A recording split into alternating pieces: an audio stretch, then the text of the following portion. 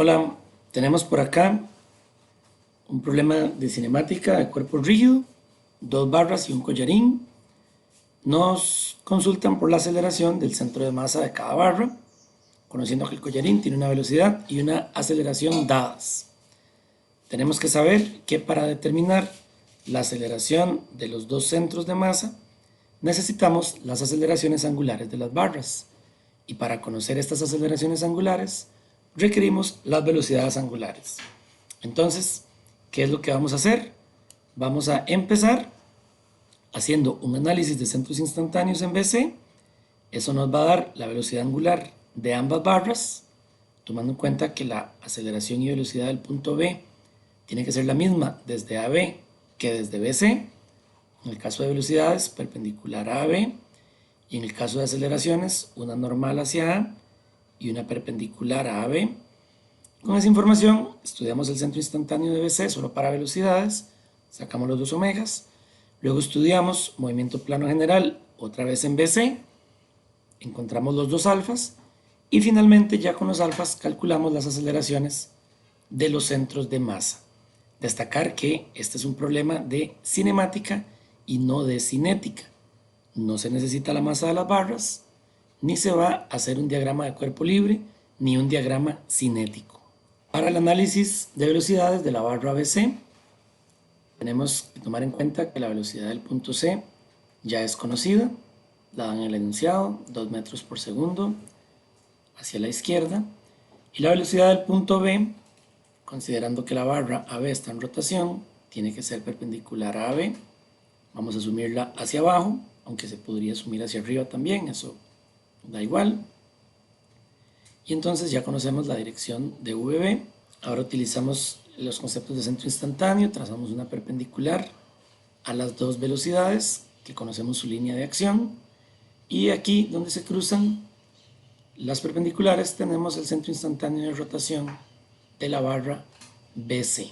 Conociendo que tenemos 2 metros por segundo de velocidad en C, y conociendo el radio que hay desde el centro instantáneo hasta C, podemos calcular la velocidad angular de la barra BC. Hay que enfatizar que esta velocidad angular no es del centro instantáneo, es de la barra. Es la misma velocidad angular para toda la barra, que se calcula utilizando los conceptos de centro instantáneo. Conocemos que la velocidad angular en rotación es velocidad lineal entre radio. Tenemos ahí los valores y obtenemos una velocidad angular de 1,67 radianes por segundo en sentido horario en la barra BC. Y bueno, como la velocidad de C va para la izquierda y el centro instantáneo está arriba de ella, conocemos también el sentido, que es en el de las manecillas del reloj. Entonces la velocidad de B se asumió correctamente hacia abajo, es consistente con una rotación horaria, y podemos ahora calcular la velocidad de B utilizando la velocidad angular que ya determinamos del cuerpo rígido BC, y entonces VB sería 1,67 por el brazo de palanca, que es de 0,9, o el radio, mejor dicho en este caso cinemático, 1,5 metros por segundo para la velocidad de B.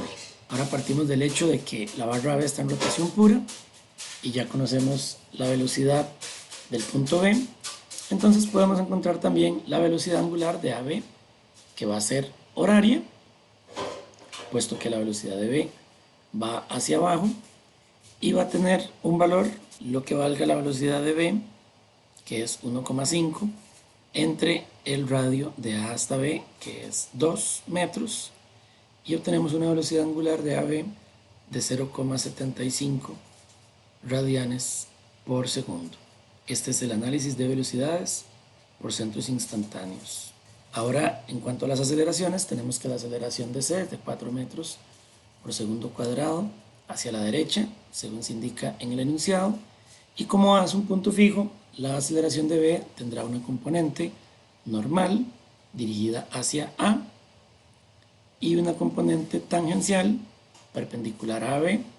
Aquí tenemos que asumir una dirección de aceleración angular, vamos a asumir la horaria, y entonces tenemos que la aceleración tangencial de B respecto de A es hacia abajo.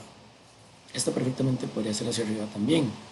La aceleración normal de B ya es conocida porque conocemos la velocidad angular de esta barra, AB, y la aceleración normal es velocidad angular al cuadrado por el radio, que en este caso sería 0,75 al cuadrado por un radio de 2 metros. En el caso de la aceleración tangencial, no conocemos su valor, pero sabemos que está definida como la aceleración angular de la barra B, la vamos a llamar simplemente alfa A, y esta se multiplica por el radio desde A hasta B, que en este caso es de 2 metros. La aceleración normal, 1,125 metros por segundo al cuadrado.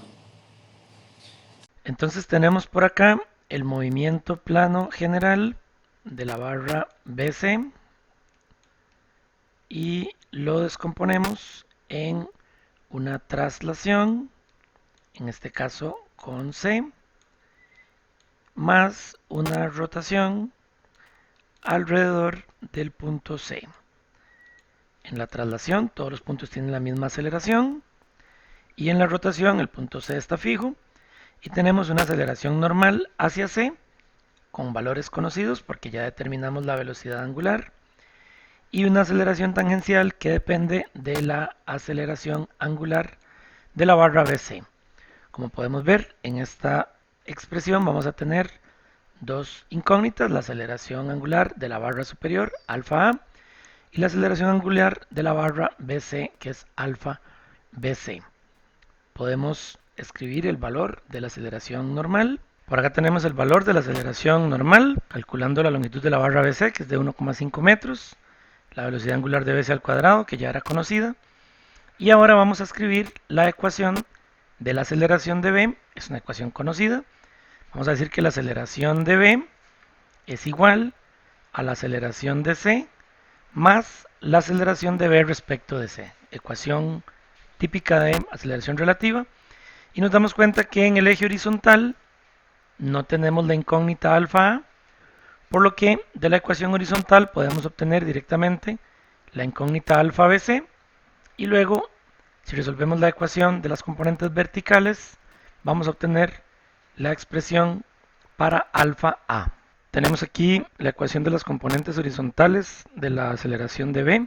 Del lado izquierdo menos 1,125 y del lado derecho 4 positivo y luego dos componentes, una de 1,5 que es la longitud de BC por alfa BC por el coseno del ángulo de 36,87 que es el ángulo entre esta línea y la horizontal, y con eso pues podemos obtener con el coseno la componente horizontal y luego le restamos la componente también horizontal de la aceleración normal, que sería 4,18 por el seno de 36,87.